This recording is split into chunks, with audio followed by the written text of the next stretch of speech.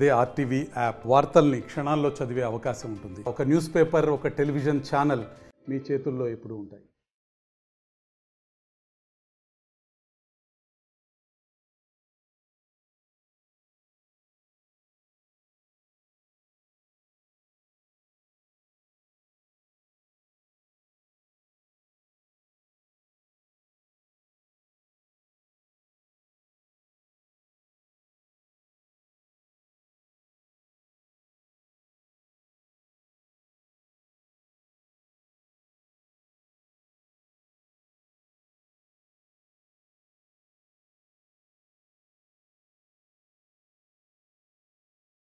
అరసవిల్లి సూర్యనారాయణ స్వామి రథసప్తమి వేడుకలు అంగరంగ వైభవంగా జరపబడతాయి. అటువంటి రథసప్తమి సమీపిస్తున్న సందర్భంగా ఆలయ కమిటీ అలాగే దేవాదాయ సిబ్బంది ఎటువంటి ఏర్పాట్లు తీసుకున్నారనే దానిపైన ఈరోజు మనతో మాట్లాడేందుకు డిప్యూటీ కమిషనర్ రమేష్ బాబు మనతో ఉన్నారు. వారి మాటలో తెలుసుకుందాం.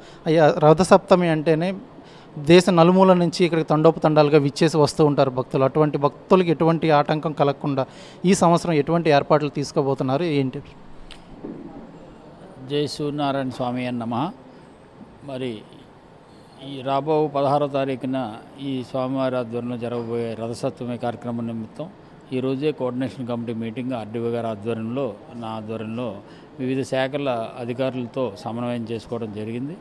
మరి గత సంవత్సరం ఎంతమంది భక్తులు వచ్చారు, అప్పుడున్న క్రౌడ్కి ఏ విధమైన ఏర్పాట్లు చేశారు, అవన్నీ కూడా నిన్ననే నేను మా సిబ్బందితో సమీక్ష చేసుకుని మరి రాబో 16వ తారీఖున ఇంకా క్రౌడ్ ఎంత పెరుగుతారు అన్నది మేము ఒక ఎస్టిమేట్కి వచ్చాం.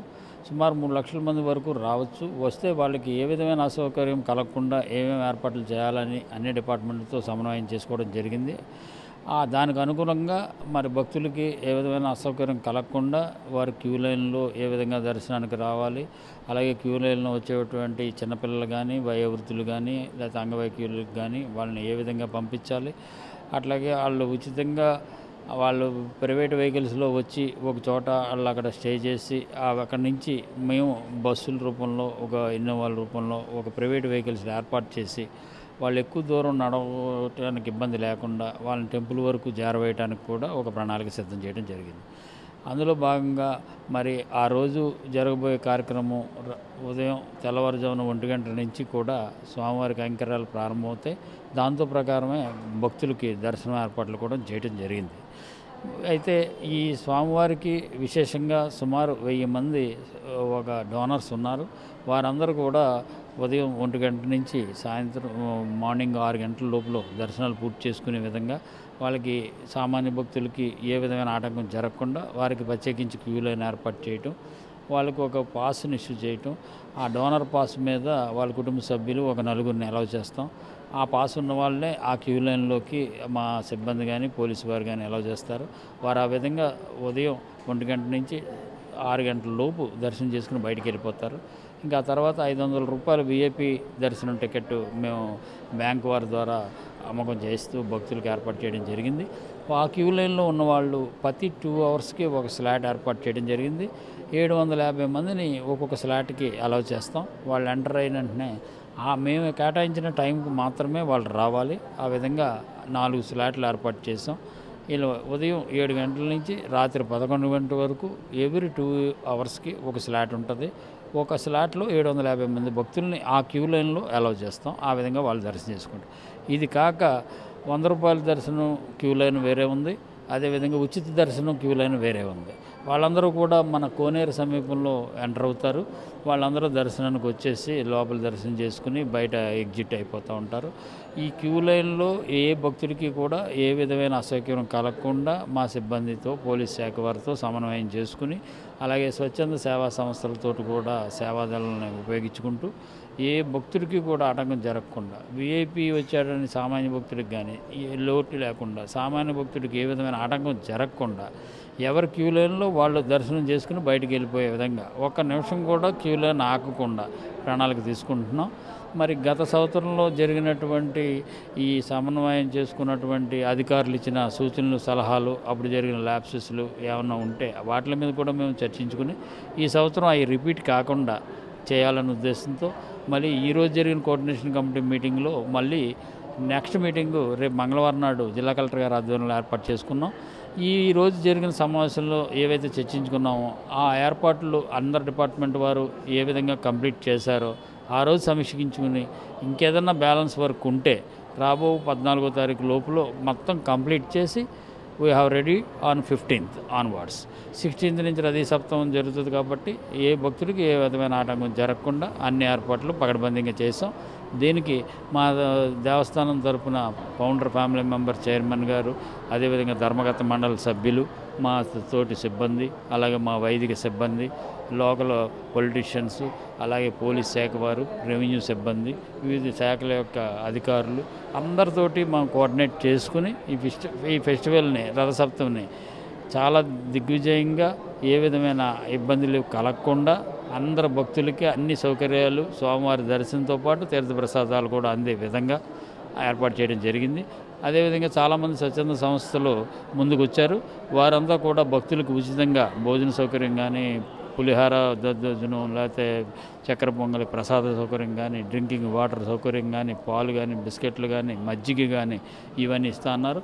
వాళ్ళకి భక్తులకి అసౌకర్యం కలగకుండా, ట్రాఫిక్ అంతరాయం కలగకుండా మంచి మంచి స్టాల్స్ ఏర్పాటు చేసి వాళ్ళు అక్కడి నుంచి డిస్ట్రిబ్యూట్ చేసేలాగా కూడా మేము ప్రణాళిక సిద్ధం చేసాం. అదేవిధంగా మెడికల్ క్యాంపులు కూడా త్రూఅవుట్ టెంపుల్ ప్రిమిసెస్ అంతా భక్తులు ఎక్కడ ఎంటర్ అవుతారు, ఎక్కడ ఎగ్జిట్ అవుతారు, ఏ క్యూ లైన్లోకి ఎంటర్ అవుతారు, ఏ క్యూ లైన్ ఎంతవరకు సాగుతుంది, ఆ మధ్యలో ఏ భక్తుడికి ఏ విధమైన అసౌకర్యం కలగకుండా ఏదైనా హెల్త్ పరంగా ఇబ్బంది కలిగితే వెంటనే 24/8 మన హెల్త్ డిఎంహెచ్ఓ గారి ఆధ్వర్యంలో వచ్చినటువంటి వాళ్ళ హెల్త్ సిబ్బంది అందరూ కూడా కేర్ తీసుకుంటారు. అదేవిధంగా ప్రైవేట్ మెడికోవర్ అని మిగతా హాస్పిటల్లో కూడా స్వచ్ఛందంగా వచ్చి సేవలు అందిస్తామని ఇప్పుడే నన్ను కలిసి వెళ్ళారు. వారికి కూడా మేము స్టాల్స్ ఏర్పాటు చేసి భక్తులు ఎవరో కూడా ఎండదెబ్బ తగిలిన కానీ, కళ్ళు నీరసం వచ్చి కింద పడిపోయిన వాళ్ళకి ఏ విధమైన ఇబ్బంది వచ్చినా వెంటనే ఇమీడియట్గా వాళ్ళకి ఫస్ట్ ఎయిడ్ అందేటట్టుగా, ట్రీట్మెంట్ అందేటట్టుగా, మెడిసిన్స్ అందేటట్టుగా కూడా ఏర్పాటు చేసి ఉన్నాం. క్యూ లైన్లో ఉన్న భక్తులకు అసౌకర్యం కానీ లేదంటే అనారోగ్యం పాలైనట్లేదు కానీ వెంటనే ఎగ్జిట్ అయ్యేందుకు ఏమైనా ఏర్పాట్లు చేయడం జరిగింది? ఎక్కడికక్కడ క్యూ లైన్లో ప్రతి ఒక 100 మీటర్స్కి ఒక ఎగ్జిట్ ఉంది. ఎప్పుడైనా ఏదైనా ఇబ్బంది వస్తే ఆ ఎగ్జిట్ ద్వారా వాళ్ళని బయటకు తీసుకెళ్ళి వాళ్ళకి కావాల్సిన సౌకర్యం కల్పించే విధంగా కూడా చేశాం. Thank you. ప్రపంచంలో ప్రఖ్యాతిగాంచినటువంటి ఆలయం సూర్యనారాయణ స్వామి ఆలయం, దీనికి ఎటువంటి అంటే భద్రతాపరమైనటువంటి చర్యలు ఏ విధమైన చర్యలు తీసుకోవడం జరిగింది? మాకు ఈ టెంపుల్ ప్రిమిసెస్ అంతా కూడా సుమారు 60 నుంచి 100 వరకు సీసీ కెమెరాస్ ఉన్నాయి. అదేవిధంగా పోలీస్ శాఖ వారు కూడా బందోబస్తు ఒక 3000 మందితోటి వాళ్ళు పహారా ఇస్తున్నారు మాకు. వాళ్ళు కాకుండా మా డిపార్ట్మెంట్ సిబ్బంది కూడా డ్యూటీలు అలర్ట్ చేయడం జరుగుతుంది. వీళ్ళ ఆధ్వర్యంలో ఎక్కడ కూడా ఏ అవాంతరమైన సంఘటనలు జరగకుండా బందోబస్తు ఏర్పాటు చేయటం, భక్తులకు అసౌకర్యం కలగకుండా చేయటం, వాళ్ళ సెక్యూరిటీ పరంగా కూడా పోలీస్ శాఖ వారి యొక్క సమన్వయంతో ముందుకు వెళ్తాం. భక్తుల తాకిడి ఎక్కువగా ఉండటం వల్ల ఉచిత దర్శనం ఏదైతే ఉందో క్యూ లైన్ ఒకటే ఏర్పాటు చేయడం జరుగుతుందా, లేకపోతే ఇంకా అడిషనల్గా ఏమైనా ఏర్పాటు చేసే ఉద్దేశం ఏమైనా? ఉచిత లైను ఎంతమంది వచ్చినా సరే వీ కెన్ అకామిడేటెడ్, అందువల్ల దానికి ఏ విధమైన ఇబ్బంది ఉండదు. ఉచిత లైను ఫ్రీగానే వెళ్ళిపోతుంది. విఐపీ లైన్సే తక్కువ ఉంటాయి కానీ ఉచిత లైన్సే ఎక్కువ ఉంటాయి, అందువల్ల ఆ ప్రభావమే లేదు. Thank you.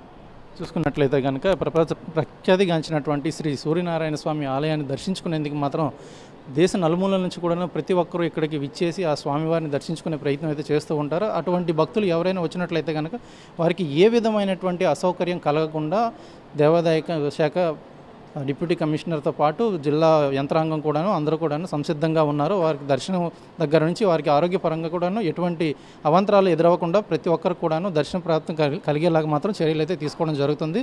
మరోసారి మీటింగ్ ఏర్పాటు చేసుకుని ఇంకేమైనా కానీ పునరుద్ధరించాల్సిన అవసరం ఉంటే కనుక వాటిపైన కూడా సమీక్షించి చర్యలు తీసుకుంటాం అయితే చెప్పడం జరుగుతుంది. అయితే ఈ భక్తులు వచ్చే క్రమంలో మాత్రం భక్తులకి మునుపటి రోజులతో చూసుకున్నట్లయితే అప్పుడు ఏవైతే సమస్యలు ఎదుర్కొన్నారో భక్తులు అవన్నీ కూడాను దూరం చేసేందుకు మాత్రం పూర్తిగా సిబ్బంది మొత్తం కూడా ప్రయత్నిస్తున్నారని మాత్రం స్పష్టంగా తెలుస్తుంది. అరసవల్లి టెంపుల్ నుంచి వీడియో జర్నలిస్ట్ రామకృష్ణతో సురేష్, RTV శ్రీకాకుళం. మరిన్ని వీడియోస్ కోసం ఛానల్ ని సబ్స్క్రైబ్ చేయండి. లేటెస్ట్ అప్డేట్స్ కోసం వాట్సాప్ ఛానల్ ని ఫాలో చేయండి.